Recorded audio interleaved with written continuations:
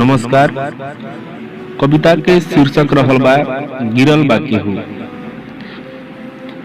सुनल ह केहू के आ बतावत केहू। सुनल ह केहू के आ बतावत केहू। दूसरे के कईल देखावत केहू। परल बा केहू पर रोवत केहू।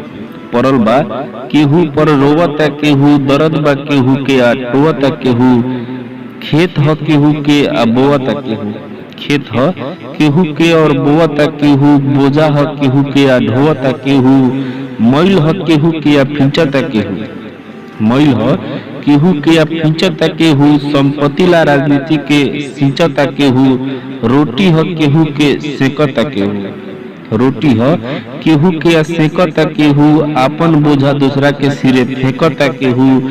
ढोल ह केहू के आ बजावत केहू।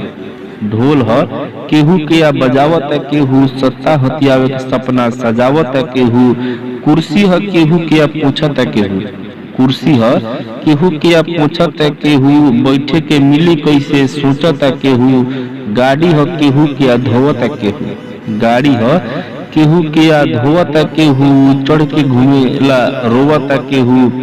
गाड़ी ह केहू के आ धोवत केहू। चढ़ के घूमेला रोवत केहू।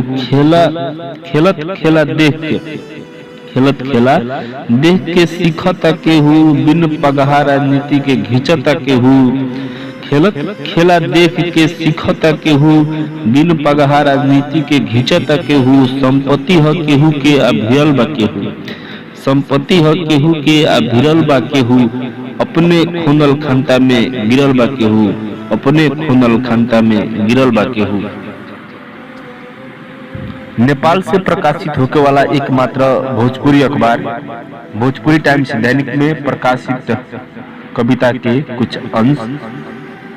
शब्द और आवाज श्याम सदा बीरगंज से।